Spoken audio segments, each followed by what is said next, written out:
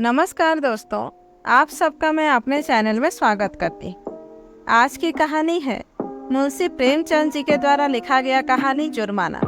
तो आइए कहानी को शुरू करते हैं। ऐसा शायद ही कोई महीना जाता कि अल्लाह रखी के वेतन से कुछ जुर्माना ना कट जाता।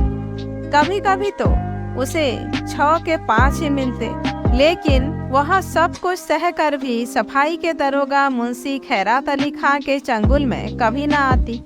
खां साहब की मातहती में सैकड़ों मेहतरानियां थी, किसी की भी तलब न कटती, किसी पर जुर्माना ना होता, ना डांट ही पड़ती। खां साहब नेक नाम थे, दयालु थे, मगर अल्लाह रखी उनके हाथों बराबर ताड़ना पाती रहती थी। वह कामचोर नहीं थी, बेअदब नहीं थी, फुहड़ नहीं थी, बदसूरत भी नहीं थी। पहर रात को इस ठंड के दिनों में वह झाड़ू लेकर निकल जाती और 9 बजे तक एक चित्त होकर सड़क पर झाड़ू लगाती रहती।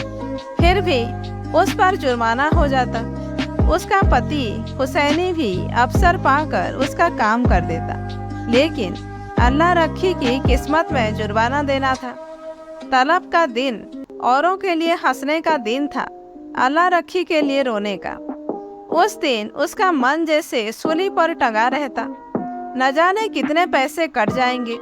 वह परीक्षा वाले छात्रों की तरह बार बार जुर्माना की रकम का तखमीना करती।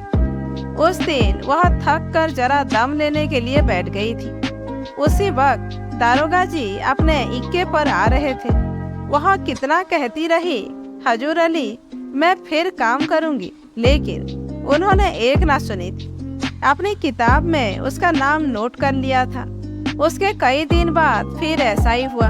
वह हलवाई से 1 पैसे के सेवड़े लेकर खा रही थी। उसी वक्त दरोगा न जाने किधर से निकल पड़ा था और फिर उसका नाम लिख लिया गया था। न जाने कहाँ छिपा रहता है।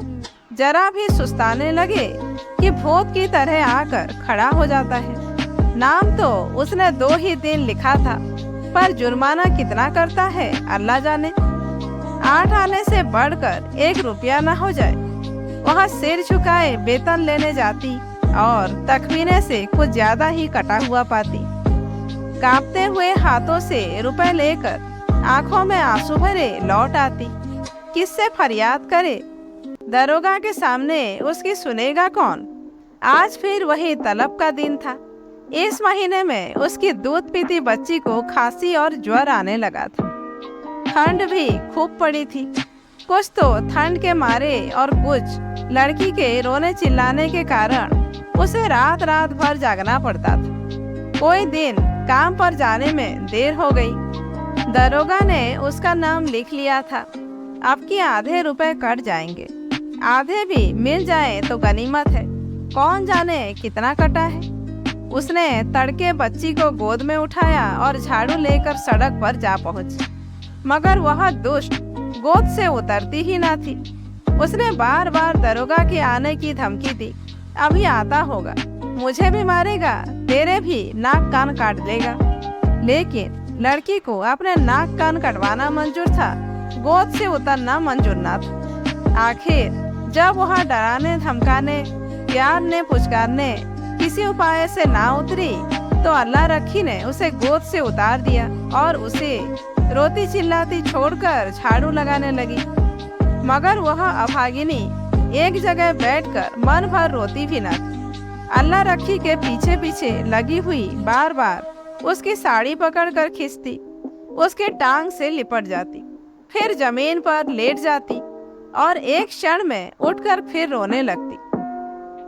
उसने झाड़ू तान कर कहा, चुप हो जा, नहीं तो झाड़ू से मारूंगी, जान निकल जाएगी। अभी दरोगा दाढ़ी जार आता होगा।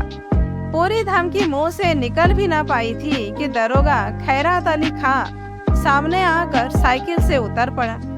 अल्लाह रखी का रंग उड़ गया। कलेजा धक धक करने लगा। या मेरे अल्लाह, कहीं इसने सुन ना लिया हो, मेरी आंखें फूट जाए। सामने से आया और मैंने देखा नहीं। कौन जानता था आज बैलगाड़ी पर आ रहा है। रोज तो इक्के पर आता था।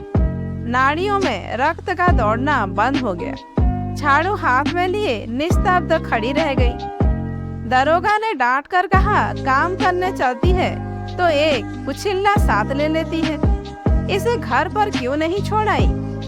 अल्लाह रखी ने कातर स्वर में कहा, इसका जी अच्छा नहीं है हुजूर, घर पर किसके पास छोड़ आती? क्या हुआ है इसको? बुखार आता है हुजूर, और तू इसे यूं छोड़कर रुला रही है? मरेगी या जिएगी? गोद में लिए लिए काम कैसे करूं हुजूर? छुट्टी क्यों नहीं ले लेती? तलब कट जाती हुजूर, गुजारा कैसे होता? इसे उठा ले और घर जा। हुसैनी लौट कर आए तो इधर झाड़ू लगाने के लिए भेज देना। अल्लाह रखी ने लड़की को उठा लिया और चलने को हुई। तब दरोगा जी ने पूछा, मुझे गाली क्यों दे रही थी? अल्लाह रखी की रही सही जान भी निकल गई, काटो तो लहू नहीं। थर थर कांपती बोली, नहीं हुजूर, मेरी आंखें फूट जाए जो तुमको गाली दी हो। वह फूट फूट कर रोने लगी। संध्या समय हुसैनी और अल्लाह रखी दोनों तलब लेने चले। अल्लाह रखी बहुत उदास थी। हुसैनी ने सांत्वना दी, तू इतनी उदास क्यों है? तलब ही न कटेगी, काटने दे। अब किसे तेरी जान की कसम खाता हूँ, एक घूंट दारू या ताड़ी नहीं पीऊंगा। मैं डरती हूँ बर्खास्त न कर दे, मेरी जीभ जल जाए। कहाँ से कहाँ बर्खास्त कर देगा? कर दे, उसका अल्लाह भला करे। कहाँ तक रोए?